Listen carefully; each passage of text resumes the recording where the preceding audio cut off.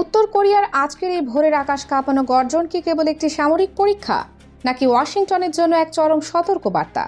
যখন মধ্যপ্রাচ্যের উত্তাল সমুদ্রে ইরান এবং যুক্তরাষ্ট্রের রণতরীগুলো একে অপরের মুখোমুখি, ঠিক সেই মুহূর্তে পিয়ংইয়ংয়ের এই ক্ষেপণাস্ত্র নিক্ষেপ কি কোনো কাকতালীয় ঘটনা, নাকি এর পেছনে লুকিয়ে আছে এক গভীর ও ভয়ঙ্কর মাস্টার প্ল্যান?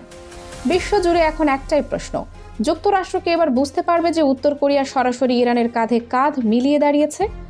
আজ 19 এপ্রিল 2026, যখন সারা বিশ্বের নজর ইরান এবং যুক্তরাষ্ট্রের মধ্যকার চলমান যুদ্ধের উত্তেজনার দিকে, তখনই উত্তর কোরিয়া আবারও তাদের ব্যালিস্টিক ক্ষেপণাস্ত্রের শক্তি প্রদর্শন করল। জাপানের প্রতিরক্ষা মন্ত্রী শিনজিরো কোইজুমি নিশ্চিত করেছেন যে একাধিক ক্ষেপণাস্ত্র জাপানের জলসীমার বাইরে গিয়ে পড়েছে। কিন্তু এই ক্ষেপণাস্ত্রগুলো যেখানেই পড়ুক না কেন, এর আঘাত সরাসরি লেগেছে হোয়াইট হাউসের টেবিলে। পিয়ংইয়ংয়ের এই পদক্ষেপ পরিষ্কারভাবে বুঝিয়ে দিচ্ছে যে যদি মধ্যপ্রাচ্যে মার্কিন বাহিনী ইরানের ওপর চাপ বাড়াতে থাকে, তবে এশিয়ায় উত্তর কোরিয়া চুপচাপ বসে থাকবে না। যুক্তরাষ্ট্র যখন ইরানের বন্দরগুলোতে কঠোর নৌ অবরোধ আরোপ করে তেহরানকে শ্বাসরুদ্ধ করার চেষ্টা করছে, উত্তর কোরিয়া ঠিক সেই সময়ে ক্ষেপণাস্ত্র ছুড়ে ওয়াশিংটনকে জানিয়ে দিল যে তারা তাদের মিত্র ইরানের পাশে আছে। ইরানের বর্তমান পরিস্থিতি এখন টকবক করে ফুটছে। আজ ইরানের সংসদ স্পিকার মোহাম্মদ বাঘের গালিবাফ এক কঠোর হুঁশিয়ারিতে জানিয়েছেন, যতক্ষণ পর্যন্ত যুক্তরাষ্ট্র ইরানের ওপর থেকে অবরোধ তুলে না নেবে এবং পারমাণবিক অধিকারের স্বীকৃতি না দেবে, ততক্ষণ পর্যন্ত হরমুজ প্রণালী দিয়ে কোনো জাহাজ চলাচল করতে দেওয়া হবে না। এমনকি ইরানের সর্বোচ্চ নেতা মোস্তফা খামেনি আজ সাফ জানিয়ে দিয়েছেন যে মার্কিন নৌবাহিনী যদি আর এক পাও সামনে বাড়ে, তবে তারা এমন পরাজয়ের সম্মুখীন হবে যা ইতিহাসে আগে কখনো ঘটেনি। এই উত্তপ্ত বাদানুবাদের মধ্যে কিম জং উনের এই ক্ষেপণাস্ত্র নিক্ষেপ যেন জ্বলন্ত আগুনে ঘি ঢালার মতো কাজ করেছে। বিশ্লেষকরা বলছেন, উত্তর কোরিয়া এবং ইরানের এই অঘোষিত জোট এখন যুক্তরাষ্ট্রের জন্য সবচেয়ে বড় মাথা ব্যথার কারণ। পিয়ংইয়ং হয়তো সরাসরি যুদ্ধে নামছে না, কিন্তু তারা এশিয়ায় এমন এক অস্থিরতা তৈরি করছে যাতে যুক্তরাষ্ট্র মধ্যপ্রাচ্যে তাদের পুরো শক্তি ব্যয় করতে না পারে। এটি এক ধরনের ছায়াযুদ্ধ, যেখানে উত্তর কোরিয়া ইরানের হয়ে ওয়াশিংটনকে প্রচ্ছন্ন হুমকি দিচ্ছে। আজকের এই ক্ষেপণাস্ত্র নিক্ষেপ বিশ্বকে এই বার্তাই দিচ্ছে যে মিত্র দেশগুলোর উপর আক্রমণ হলে পিয়ংইয়ং হাত গুটিয়ে বসে থাকবে না। যুক্তরাষ্ট্র কি পারবে এই দ্বিমুখী চ্যালেঞ্জ সামলাতে, নাকি উত্তর কোরিয়া আর ইরানের এই কৌশলগত বন্ধন নতুন কোনো বিশ্ব সংকটের জন্ম দেবে? যুক্তরাষ্ট্র এবং উত্তর কোরিয়ার এই সংঘাতের ইতিহাস অত্যন্ত গভীর এবং তিক্ত।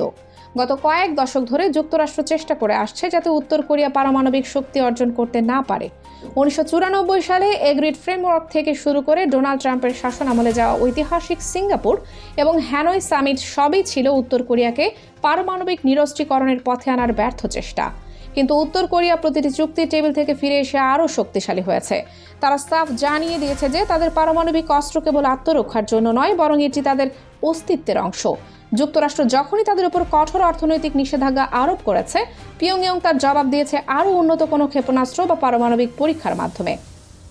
উত্তর কোরিয়া এখন আর কেবল ছোট পালার ক্ষেপণাস্ত্রের মালিক নয়, তারা এখন এমন আন্তঃমহাদেশীয় ব্যালিস্টিক ক্ষেপণাস্ত্র ICBM তৈরি করেছে যা সরাসরি মার্কিন মূল ভূখণ্ডে আঘাত হানতে সক্ষম। আজ যখন ইরানকে নিয়ে যুক্তরাষ্ট্র চরম ব্যস্ত, তখন কিম জং উন প্রমাণ করছেন যে তারা সামরিকভাবে অনেক বেশি শক্তিশালী এবং বেপরোয়া। এখন বড় প্রশ্ন হলো, উত্তর কোরিয়া কি তবে ইরানের ছায়া হয়ে কাজ করছে? অনেক সমর বিশ্লেষক মনে করেন ইরান এবং উত্তর কোরিয়ার মধ্যে কয়েক দশকের পুরনো এক মিসাইল পার্টনারশিপ বিদ্যমান। উত্তর কোরিয়ার উন্নত ব্যালিস্টিক প্রযুক্তির উপর ভিত্তি করে গড়ে উঠেছে ইরানের অনেক দূরপাল্লার ক্ষেপণাস্ত্র। এমনকি উত্তর কোরিয়া তাদের উন্নত বিমান প্রতিরক্ষা ব্যবস্থা পিয়ংগা-6 ইরানের কাছে হস্তান্তরের প্রস্তাব দিয়েছে বলেও খবর পাওয়া যাচ্ছে। আজকের এই ক্ষেপণাস্ত্র নিক্ষেপ কোনো বিচ্ছিন্ন ঘটনা নয়, এটি একটি সুপরিকল্পিত ভূ রাজনৈতিক চাল। পিয়ংইয়ং ওয়াশিংটনকে বার্তা দিচ্ছে যে যদি মধ্যপ্রাচ্যে মার্কিন সামরিক শক্তি বেশি ঘনীভূত হয়, তবে এশিয়ায় তাদের মিত্র দেশগুলোর নিরাপত্তা হুমকির মুখে পড়বে। এর মাধ্যমে উত্তর কোরিয়া প্রকারান্তরে ইরানকে এক বিশাল কৌশলগত সুবিধা দিচ্ছে। যুক্তরাষ্ট্র যখন দুটি ভিন্ন মেরুর দুই পারমাণবিক শক্তির সঙ্গে লড়তে যাবে, তখন তাদের সামরিক রসদ, গোয়েন্দা নজরদারি এবং মনোযোগ দুই ভাগে ভাগ হয়ে যাবে, যা ইরানের জন্য বড় ধরনের স্বস্তির কারণ। সবশেষে উত্তর কোরিয়ার আজকের এই ক্ষেপণাস্ত্র নিক্ষেপ বিশ্বকে এই বার্তাই দিচ্ছে যে মিত্র দেশগুলোর উপর আক্রমণ হলে বা কোনো দেশকে একঘরে করার চেষ্টা করলে পিয়ংইয়ং হাত গুটিয়ে বসে থাকবে না। এই পদক্ষেপটি আন্তর্জাতিক সম্প্রদায়কে সতর্ক করে দিচ্ছে যে ইরান এবং উত্তর কোরিয়ার মধ্যে কেবল সামরিক প্রযুক্তি নয়, বরং একটি শক্তিশালী রাজনৈতিক মেরুকরণ তৈরি হয়েছে। যুক্তরাষ্ট্র কি পারবে এই দ্বিমুখী চ্যালেঞ্জ সামলাতে? একদিকে ইরানের হরমুজ প্রণালী বন্ধের হুমকি, আর অন্যদিকে উত্তর কোরিয়ার একের পর এক ব্যালিস্টিক ক্ষেপণাস্ত্রের গর্জন। ওয়াশিংটন কি পারবে তাদের পুরনো আধিপত্য ধরে রাখতে? পিয়ংইয়ংয়ের প্রতিটি মিসাইল যেন আজ চিৎকার করে বলছে, আমরা একা নই এবং আমাদের পারমাণবিক সক্ষমতা এখন আর কোনো তর্কের বিষয় নয়, বরং এটি একটি বাস্তবতা যা তোমাদের মেনে নিতেই হবে। Kaniz Fatema Soma, international desk, 0 TV.